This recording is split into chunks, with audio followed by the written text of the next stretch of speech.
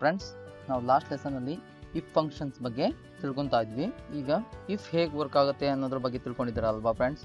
Okay, if ಬಂದ್ಬಿಟ್ಟು ಇದು ಬಂದ್ಬಿಟ್ಟು ಕೋಡ್, ಹಾಗೆಯೇ ಇದು ಬಂದ್ಬಿಟ್ಟು ಎಕ್ಸಿಕ್ಯೂಟ್ ಆಗೋ ಒಂದು ರಿಸಲ್ಟ್. ಓಕೆ, ಏನು ರಿಸಲ್ಟ್ ಬೇಕು ನಾವು ಅದನ್ನು ಇಲ್ಲಿ ಪ್ರಿಂಟಪ್ಪಲ್ಲಿ ರಿಸಲ್ಟ್ ಆಗಿ ಕನ್ವರ್ಟ್ ಮಾಡಿದ್ದೀವಿ. ಓಕೆ, ಈಗ ಒನ್ ಇಫ್ ಆಯಿತು. ಓಕೆನಾ?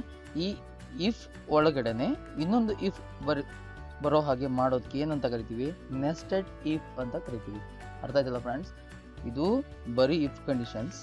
ಓಕೆ, ಇಫ್ ಕಂಡೀಷನ್ ಒಳಗಡೆನೆ ಇನ್ನೊಂದು ಇಫ್ ಕಂಡೀಷನ್ ಬಂದರೆ ಅದಕ್ಕೆ ಏನಂತ ಕರಿತೀವಿ? ನೆಸ್ಟೆಡ್ ಇಫ್ ಅಂತ ಕರಿತೀವಿ. ಓಕೆನಾ? ಅದು ಹೇಗೆ ವರ್ಕ್ ಆಗುತ್ತೆ ಅನ್ನೋದನ್ನ ಈ ದಿನ ನಾವು ತಿಳ್ಕೊಳ್ಳೋಣ ಫ್ರೆಂಡ್ಸ್. ಓಕೆನಾ ಫ್ರೆಂಡ್ಸ್? ನೆಕ್ಸ್ಟ್ ಇಫ್ ಇಲ್ಲಿ ಏನು ಬರುತ್ತೆ ಹೇಳಿ? ಕೋಡ್ ಅಲ್ವಾ? ಕೋಡ್ಗೆ ಏನಂತ ಹಾಕ್ತಾ ಇದೀವಿ ಈಗ. ಸೊ ಈ ರೀತಿ ಬಂದರೆ ಇದು ಬಂದ್ಬಿಟ್ಟು ನೆಸ್ಟೆಡ್ ಇಫ್.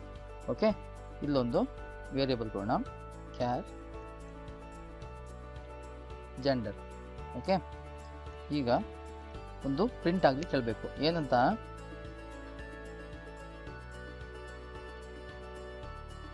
ಇಲ್ಲೇನಂತ ಹೇಳಬೇಕು?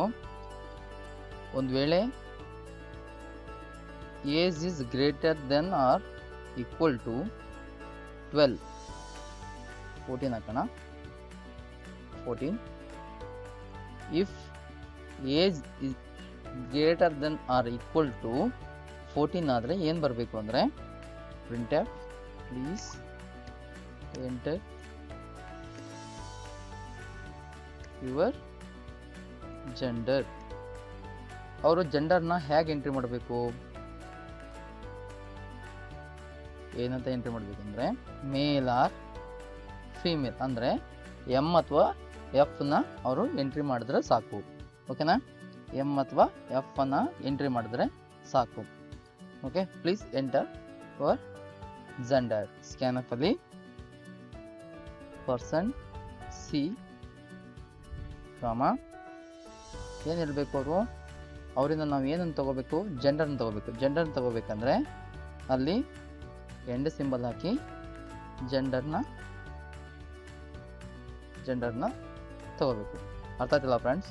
ಅವರು 14 ಇಯರ್ಸ್ ಇದ್ದಾಗ ನಾವು ಪ್ರಿಂಟ್ ಹೇಳ್ತಾ ಇದ್ದೀವಿ ಏನಂತ? ನೀವು 14 ಇಯರ್ಸ್ ಅಥವಾ 14 ಇಯರ್ಸ್ಗಿಂತ ಜಾಸ್ತಿ ಇರೋರಿಗೆ ಈ ಆಪ್ಷನ್ ಬರುತ್ತೆ. ಏನಂತ? ಪ್ಲೀಸ್ ಎಂಟರ್ ಯುವರ್ ಜೆಂಡರ್ ಅಂದರೆ ಎಮ್ ಅಥವಾ ಎಫ್ ಅಂತ ಎಂಟ್ರಿ ಮಾಡಿ ಅಂತ. ಓಕೆನಾ?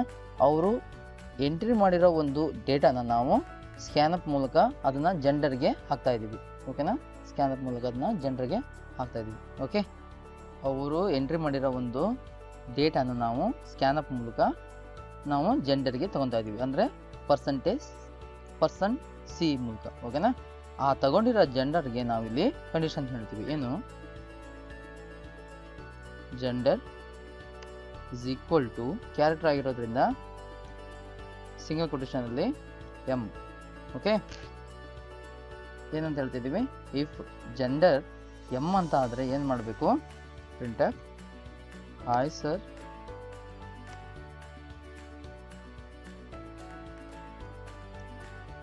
Welcome to my C tutorial.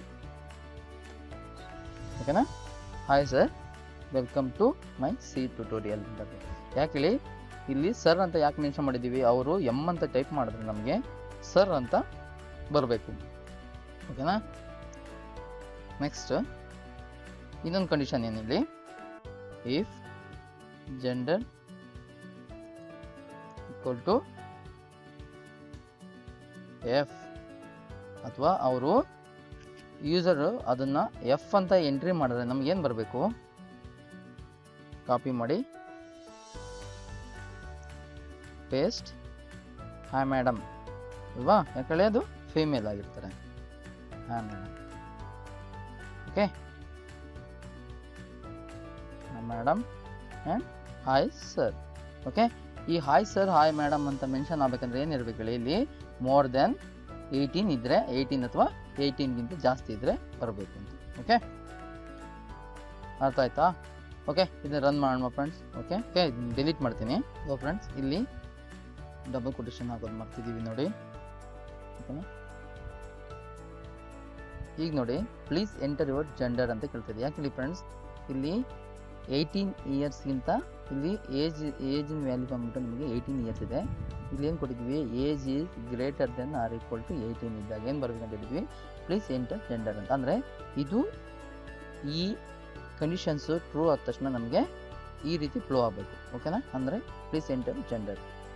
Okay, gender ಬಂದುಬಿಟ್ಟು ಏನು ಮಾಡೋಕ್ಕೆ ಹೇಳಿದ್ವಿ, ಸರಿ ನಿಮಿಷ, ಇದೇನು ಒಂದು ನ್ಯೂ ಲೈನ್ ಕೊಡೋಣ. ನ್ಯೂ ಲೈನ್ ಇದೇನೆ ಒಂದು new line. So please enter gender M ಅಂತ ಹೊಡೆದು ಎಂಟರ್ ಮಾಡಿದ್ರೆ ಏನು ಮಾಡಬೇಕು ಹೇಳಿ, hi sir welcome to my C tutorial. ಓಕೆನಾ? ಅದೇ ರೀತಿ ಈಗ ಎಫ್ ಅಂತ ಹೊಡೆದ್ರೆ ಏನು ಬರಬೇಕು ನಮಗೆ, ಎಫ್ ಹೊಡೆದ್ಬಿಟ್ಟು ಎಂಟರ್ ಕೊಡಿ. Hi madam welcome to my C tutorial. ಓಕೆನಾ? Welcome to my C tutorial. Okay, ಅರ್ಥ ಆಯ್ತಲ್ಲ ಫ್ರೆಂಡ್? ನೆಸ್ಟೆಡ್ ಇಫ್ನ ಹೇಗೆ ಬರೆಯೋದು ಅಂತ ಗೊತ್ತಾಯ್ತಲ್ಲ. ಅಂದರೆ ಒಂದು ಇಫ್ ಕಂಡೀಷನ್ ಒಳಗಡೆ ಮಲ್ಟಿಪಲ್ ಇಫ್ನ ನಾವು ಯೂಸ್ ಮಾಡೋದಕ್ಕೆ ನೆಸ್ಟೆಡ್ ಇಫ್ ಅಂತ ಕರಿತೀವಿ. ಓಕೆನಾ? ಅರ್ಥ ಆಯ್ತಲ್ಲ ಫ್ರೆಂಡ್ಸ್? ಓಕೆನಾ? ಈ ವಿಡಿಯೋ ಇಷ್ಟ ಆದರೆ ನಿಮಗೆ ಲೈಕ್ ಮಾಡಿ, ಹಾಗೆ ಶೇರ್ ಮಾಡಿ, ಒಟ್ಟಾರೆ ಸಬ್ಸ್ಕ್ರೈಬ್ ಮಾಡೋದನ್ನು ಮರಿಬೇಡಿ ಫ್ರೆಂಡ್ಸ್. ಅಲ್ಲಿವರೆಗೂ bye friends. Thanks for watching. Keep supporting. Please subscribe.